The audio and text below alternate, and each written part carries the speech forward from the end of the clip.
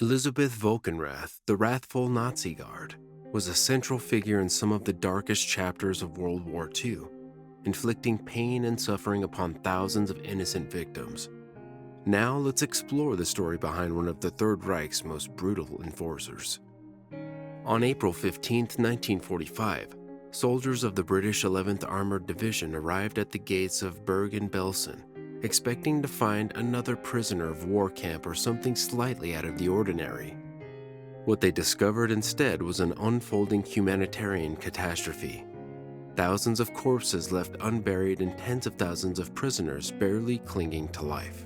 Over 13,000 bodies lay scattered, and more than 60,000 starved inmates suffered from contagious diseases like typhus and tuberculosis.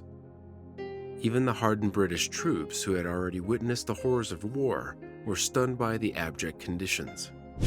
Bergen-Belsen itself was never equipped with gas chambers, unlike Auschwitz, but conditions were unspeakably brutal. Lack of food, overcrowding, and rampant disease constituted a slow or tortuous death for most. Although immediate efforts were made to provide medical care, food, and sanitation, it was often too little too late. The results were tragic. Thousands more died in the weeks and months after liberation from typhus, dysentery, and other ailments. Imagine being a soldier stepping into a horror scene you hadn't been mentally prepared for, where the stench and despair were overwhelming. It was a scene that many veterans described as unforgettable, and for all the wrong reasons. The moment the British secured the camp, they also captured many members of the SS staff.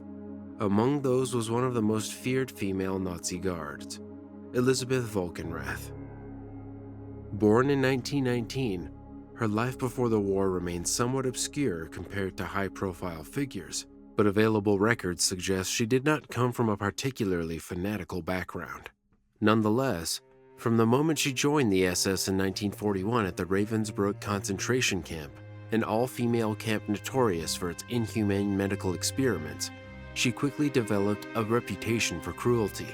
By 1942, she was transferred to Auschwitz, and it was here that her sadistic behavior escalated. One of the lesser-known aspects about SS female guards like Volkenrath is that their cruelty often matched or even surpassed the brutality of some of their male counterparts. Scholars argue that these women were trying to assert authority in a male-dominated hierarchy, and they sometimes felt compelled to prove themselves. This could result in acts of brutality that were equally, if not more, vicious than what people typically associated with SS men. Many survivors of Auschwitz later recounted that female guards looked more vicious because they exhibited a zealous eagerness to conduct punishments without hesitation. In some cases, these women carried out an almost personal vendetta against the prisoners, wielding the power to degrade them in unimaginable ways. Volkenrath was no exception. During her time at Auschwitz, she was directly involved in selection processes, a chilling term for deciding who would be sent to the gas chambers. Survivors and other witnesses testified that she sometimes sent hundreds to their deaths in a single day. The selection lines were terrifying for prisoners, forced to strip naked and stand in the line while SS personnel decided if they were fit to remain alive. The old, the weak, and anyone showing signs of illness would be condemned. Even pregnant women were often marked for death. While many guards tried to mask or downplay their participation, Volkenrath allegedly relished her role. According to testimonies, she would smirk or chuckle, as if exerting dominance was a twisted form of personal satisfaction. By late 1944, as Germany faced defeat, Auschwitz was evacuated, and many prisoners and SS staff were transferred to other camps, including Bergen-Belsen. Irma Volkenrath arrived there, continuing her reign of terror amid the chaos and desperation marking the war's final months. One particularly shocking account describes a sick, young girl forced by Volkenrath to hold vegetables above her head for hours in the scorching sun. When the girl collapsed, Volkenrath beat her unconscious with a rubber truncheon. Such acts were not random, they were displays of dominance, intended to instill fear. Prisoners already malnourished and ill faced a grim choice: push beyond physical limits or face brutal punishment.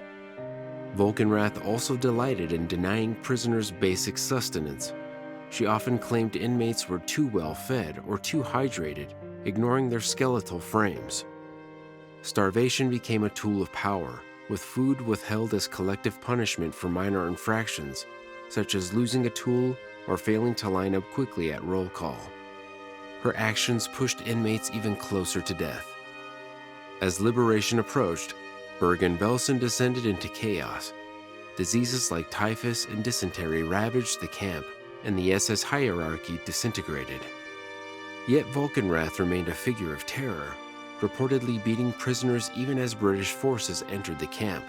When the British demanded SS guards to help bury the dead to control disease, she was among those forced to confront the consequences of her cruelty. After liberation, the British swiftly arrested and identified SS personnel. The appalling conditions at Bergen-Belsen galvanized Allied forces to hold the perpetrators accountable. Volkenrath, alongside figures like Josef Kramer and Irma Greze, faced trial in the groundbreaking Belsen trial. This proceeding, a precursor to the Nuremberg trials, set critical legal precedents for prosecuting war crimes. Though often overshadowed by larger trials, the Belsen trial was a pivotal moment in the pursuit of justice. During the trial, which began in September 1945, Volkenrath tried to deny and downplay her role. She claimed she was merely following orders, a common refrain among the accused Nazis. However, the British tribunal had gathered substantial witness testimony from surviving prisoners and even from some lower-ranking SS staff who tried to shift blame onto higher-ups. In the crowded courtroom, survivors recounted the beatings, the starvation tactics, the humiliating tasks, and the selections for the gas chambers. Multiple witnesses confirmed her direct involvement and described her chilling indifference to human suffering. One might think that facing the magnitude of her charges, torture, murder, and participation in genocide, Volkenrath would exhibit remorse or at least resignation, but accounts suggest she was largely unrepentant, stoic, and indifferent throughout the proceedings. The evidence against her was overwhelming. By the end, she was found guilty of war crimes and sentenced to death. On December 13, 1945, at the age of 26, Elisabeth Volkenrath was hanged at Hamelin Prison, a site where several other convicted war criminals met the same fate. In looking at her short life, cut short for rightful reasons, there remains an unsettling question. How does someone so young become capable of such calculated cruelty? Historians have debated whether women like Volkenrath were ordinary individuals corrupted by an evil system, or if something more sinister was at play in their personalities. A controversial point that often arises is a suggestion that these female guards sometimes used extreme violence as a means of distinguishing themselves within a male-dominated structure. There was an underlying competition to climb the SS hierarchy. Whether that fully explains her behavior is an open question, but it doesn't negate the real suffering she inflicted on thousands. Another point of debate is why female guards were so heavily employed in camps like Ravensbrück and subsequently assigned to places like Auschwitz and Bergen-Belsen. Some historians note that by the early 1940s, the SS was in dire need of personnel to manage the rapidly growing camp populations. Women were recruited from various backgrounds, some from peasant families, others from more educated environments. Interestingly, a portion of these women joined for economic reasons. The pay was relatively good, and many believed they were serving the national cause. In Volkenrath's case, archival documents don't clarify her initial motivation, but once she was in the system, she embraced its brutal ethos wholeheartedly. One little-known aspect is the environment of peer pressure and groupthink within the SS female guard ranks. There are accounts of how new recruits were quickly socialized into a culture of dehumanizing inmates. Physical punishment and sadistic behavior were normalized, even expected. Some claim that if a guard showed too much compassion, they were ridiculed or disciplined. Yet that explanation can hardly absolve individuals like Volkenrath, who took cruelty to extremes. She wasn't simply following orders, she was, by numerous testimonies, enjoying her position of power. It's also fascinating to note that the Belsen trial, while conclusive in its verdict on Volkenrath, sparked broader controversies regarding how justice was carried out in the immediate post-war period. Critics questioned whether some individuals got off too easily or whether the Allied approach to gathering evidence might have overlooked certain crimes. Yet in Volkenrath's case, the evidence was unequivocal. Dozens of survivors identified her by name. Her signature was on documents, and her presence during selection was irrefutable. Given this mountain of proof, no amount of denial could save her from the gallows. From a broader historical perspective, the story of Elisabeth Volkenrath underscores the crucial point that the Nazi system did not rely solely on a few male ringleaders like Adolf Hitler or Heinrich Himmler. The Holocaust and the atrocities of the concentration camp system required active participation from thousands of individuals, many of them relatively young and from ordinary backgrounds. This complicity is what made the Nazi regime so lethal. Female guards, though often overshadowed in historical narratives, played integral roles in the functioning of these death camps. One might also wonder how the story of Volkenrath got overshadowed by other infamous female guards like Irma Grese, known as the Hyena of Auschwitz, who was also executed for war crimes. The reality is that multiple women were tried at the Belsen trial for similarly brutal acts.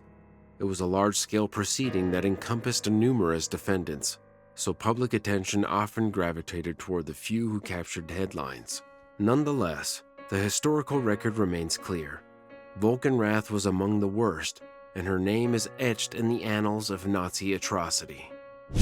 Thank you for watching and taking the time to learn about Elisabeth Volkenrath, the wrathful Nazi Guard. It's a grim subject, but understanding history, especially its darkest chapters, can guide us toward a more compassionate future. If you found value in this video, please give it a like and consider subscribing to our channel for more deep dives into important historical events. Together we can keep these stories alive, ensuring they're never forgotten. Stay informed, stay compassionate, and we'll see you next time.